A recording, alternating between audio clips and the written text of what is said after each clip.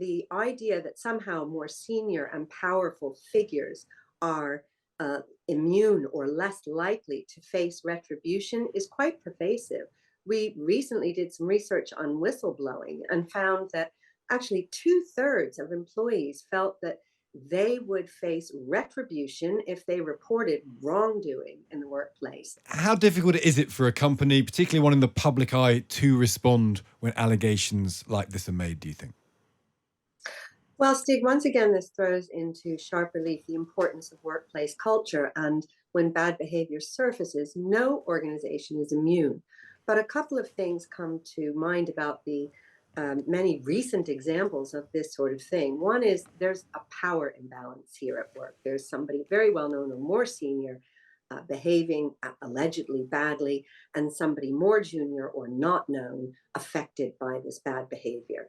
And organizations need to be attuned to that and make sure that their processes account for that power imbalance. And I'm not sure that was the case in this situation. Do you think there's a particular problem, I suppose, for broadcasters where you get figures who are in the public eye, they're euphemistically known as talent, and therefore it can sometimes be hard to sort of treat them in the same way as you treat ordinary employees. I suspect that feeds into the power balance or the power imbalance you're talking about.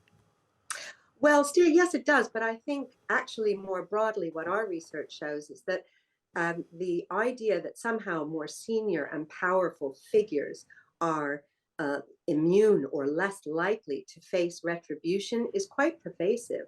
We recently did some research on whistleblowing and found that actually two-thirds of employees felt that they would face retribution if they reported wrongdoing in the workplace. And a third thought that nothing would be done about it. And what this says is we have a lot of work to do on improving workplace culture and improving the ability of managers to deal with this sort of bad behavior swiftly and robustly.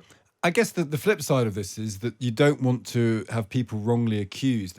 I mean, this figure at the centre of this, there is some discussion around the media industry that people have been grumbling about this character before, but that never amounted to anything. These claims may not have been framed to the BBC in full. They may not have been framed in a particularly convincing fashion when they were first framed. They may have changed over the course of time. It's easy to say that these things need to be acted upon, but equally, presumably there's a responsibility for managers not to leap at every single thing because some of them may be unfounded. Well, that's certainly true. But what I would say is that how organizations do deal with bad behavior is extremely important. And this is really a case of workplace culture and also a case of equipping managers to deal with these sorts of things. And I would point out that, again, our research shows that most managers, 82% in fact, when they are put in managerial positions, receive no training whatsoever. So I think there's a lot we can do to improve the ability of managers to deal with these sorts of things. And clearly, this again shows the need for that to be the case. We That need to be able to deal more swiftly with these sorts of things. I suspect that's often the case in the media because you get promoted in the media because you're good at one thing, which might have nothing to do with being a good manager. You become a manager because you're so successful at not being a manager. Well, indeed, but the media is not alone. You're not alone in being accidental managers. Again, our research shows that 82% of people are promoted with no management training whatsoever. And that's something we can really deal with if we want to be a more productive and prosperous country and deal better with these sorts of behaviors. What should the BBC do now? Do you think they need to get a wriggle on and presumably make a decision about how much they can investigate this, how much this guy should be named? What do you think should happen next?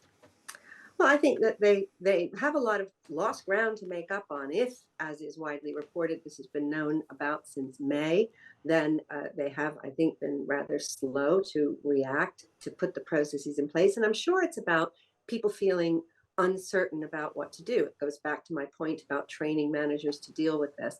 They now have a lot of catching up to do, and a lot is riding on how they handle this crisis. It's now escalated to a major reputational situation, unfortunately.